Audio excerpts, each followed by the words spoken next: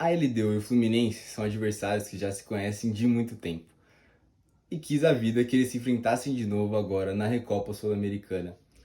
De novo, no mesmo estádio, no estádio Casablanca, em Quito, a 2.850 metros acima do nível do mar, o Fluminense de novo perde para a LDU, em um confronto que já é muito traumático para a torcida tricolor.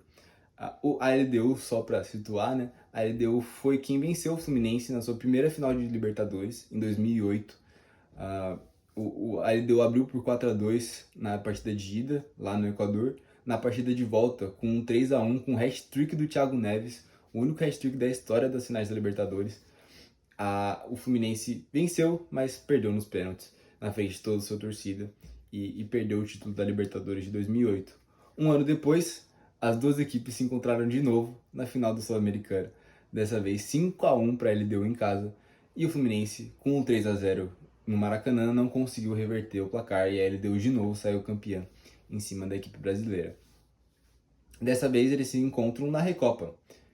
O Fluminense finalmente espantou esse fantasma da Libertadores, conquistou a Libertadores em cima do Boca no final do ano passado, e a LDU venceu o Fortaleza na final da última Sul-Americana. E eles se enfrentam de novo agora na Recopa. Então, assim, é o último fantasma a se exorcizar dentro do Fluminense. É um, é um confronto, né? Uma questão que ainda gera muitos traumas dentro da torcida. E eu acho que uma vitória contra a LDU seria importantíssima para realmente mostrar essa nova fase que o Fluminense está vivendo. Uma fase muito que se espera, né? De uma fase vencedora da equipe. O jogo em si foi um domínio da LDU. A LDU conseguiu pressionar o Fluminense desde o início. O Fluminense se viu muito acuado no campo de defesa. A equipe tinha mais a bola, mas não conseguia sair dali. A LDU pressionou bastante, inclusive logo no início. O Thiago Santos acaba dando um passe ali para o Fábio, tendo que recuar porque não tinha mais opções. E quase que faz um gol contra. Então, assim, a LDU pressionou bastante, né, o Flu. Só que o lado esquerdo e o talento do Flu, especialmente pelo lado do Marcelo, era algo que ainda se sobressaía, era um lugar ali pelo qual o Fluminense conseguia sair um pouco. E aí dali veio uma das maiores polêmicas da partida. O Marcelo consegue uma escapada, cruza para o Cano domina e ele ali estaria sozinho com o goleiro, ele é empurrado pelas costas pelo lateral, o Quinones. É... o Quinones empurra o Cano pelas costas, ele cai dentro da área e o juiz a princípio não marcou nada. Ele foi chamado pelo VAR, olhou, viu o vídeo e manteve a sua afirmação. Na minha opinião, o juiz errou. Eu acho que foi pênalti, porque ele não empurra ombro com ombro, né? Ele empurra pelas costas. Então, assim, pra mim aquilo foi pênalti, aquilo desloca o Cano dentro da área. E o juiz não marcou. Inclusive o Fernando Diniz reclamou bastante na coletiva pós-jogo, ele e o Felipe Melo, falando que o resultado foi manchado muito por conta desse erro da arbitragem. O Felipe Melo ele saiu bem revoltado, inclusive, da coletiva pós-jogo. Então, vários jogadores do Fluminense citando isso nas entrevistas. O Arias falou sobre isso, o Marlon também. Então, vários jogadores do Fluminense bem revoltados por essa marcação do árbitro. Mas foi o que aconteceu. E assim, é um erro, mas eu não acho que seja um complô contra o Fluminense ou algo do tipo. Mas realmente foi um erro humano e o que prejudica o jogo. Afinal, além do pênalti, por não disputar a bola, o jogador da LDU teria que ser expulso. Então, realmente, assim, é um erro bem grave e que custou e que mudaria muito o curso da partida. Entretanto, porém, contudo, todavia, o motivo do Flu perder não foi só esse. A LDU fez um ótimo jogo. A LDU conseguiu pressionar muito o Fluminense, como eu estava falando. Pressionou muito o Fluminense, não conseguia sair do seu campo de defesa, não conseguia criar muita coisa. Inclusive o Marcelo, que criou essa jogada, acabou saindo lesionado logo no começo e deixou ali o lado esquerdo ainda mais estéril.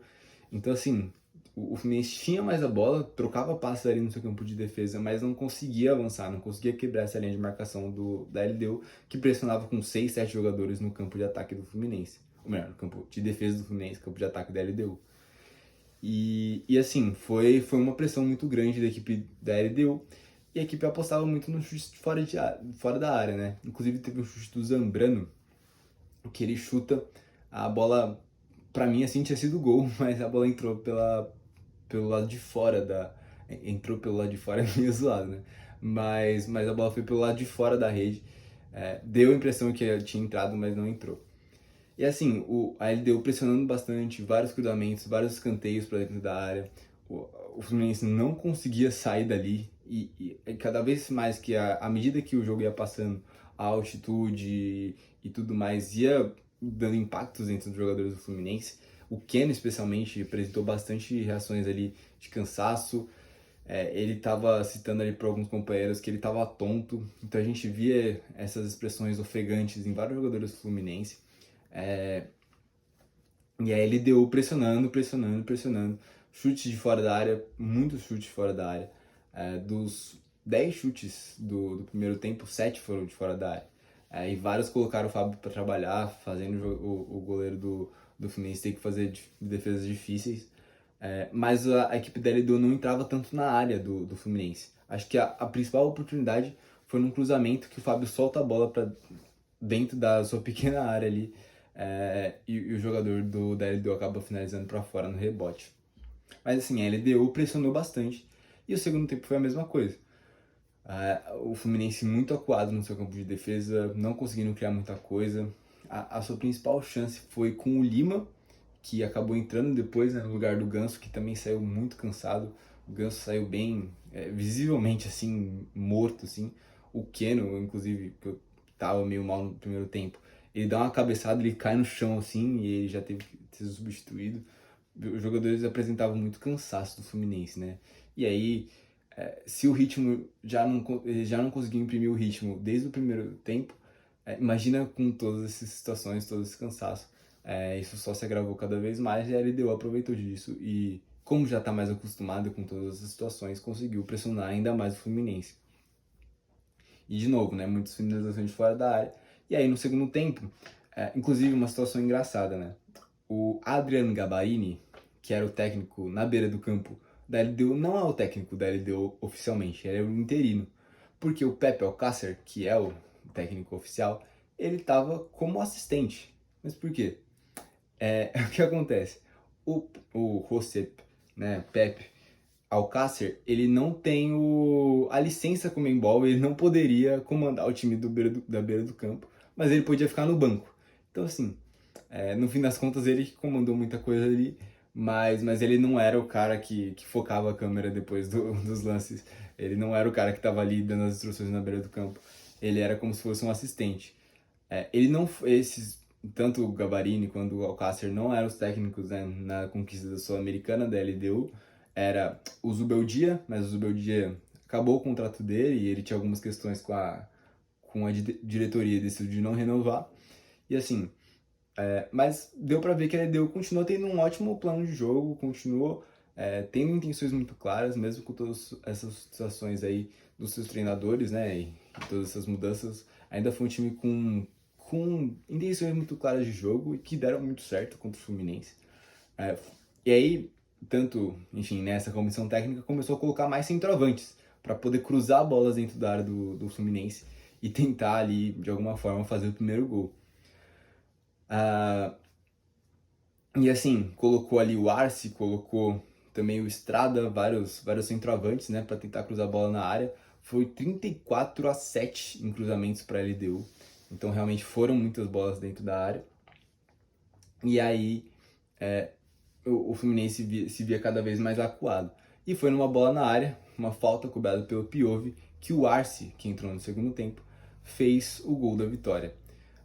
O Arce, chegou agora, ele entra aí para cobrir a vaga do Guerreiro, né? Assim, o Guerreiro do Corinthians, do Flamengo e tal. O Guerreiro foi embora e o Arce foi o artilheiro da última segunda divisão argentina, com 26 gols, pelo Independiente Rivadavia. Espanhol tá em dia, hein?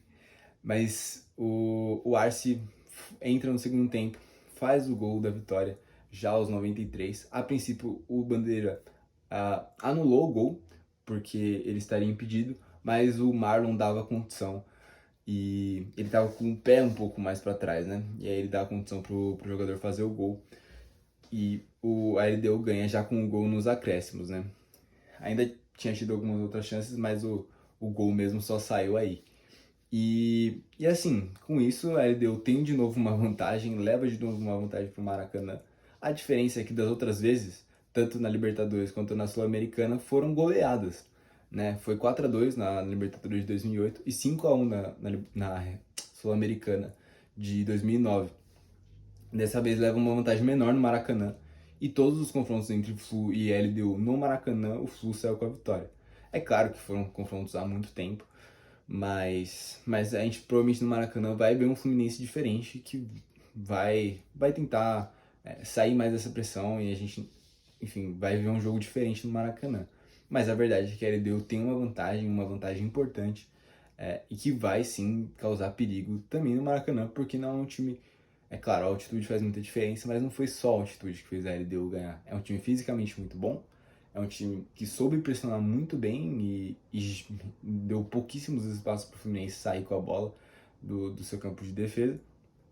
E foi um time que conseguiu a vitória. Assim, teve dificuldade de finalizar as jogadas, isso é verdade. Teve 24 finalizações, inclusive essas 24 finalizações da LDU foi o maior número de finalizações que o Fluminense sofreu nos últimos 10 anos em uma partida, né? Desde 2014 que o Fluminense não sofria 24 finalizações em um jogo. Então, assim, realmente foi uma partida bem atípica, ainda mais para esse Fluminense do Diniz. E aí a equipe acabou saindo com a derrota. O 1-0 acabou saindo até barato, por mais que tenha todas essas questões aí, né? Todas essas reclamações de pênalti e tudo mais. O Fluminense foi muito pressionado e teve muitas dificuldades realmente nessa partida de ida. Vamos ver como que vai ser a volta daqui a uma semana no Maracanã, de novo quinta-feira às 9h30, mas tudo promete uma atmosfera absurda e a equipe finalmente tentar vencer a LDU em um confronto de final, né? Dessa vez pela Recopa. E, enfim, mostrar que essa nova fase do Fluminense é uma fase vencedora. Certo? Então é isso, espero que você tenha gostado. Se você gostou, deixa seu like, deixa seu comentário sobre o Flu, sobre a LDU, sobre quem você quiser também. É isso, tamo junto. Eu sou o Thiago Golini e eu vou falar de futebol aqui nesse canal, beleza? Então é isso, se inscreva aí e tudo mais, beleza? É nóis, tamo junto.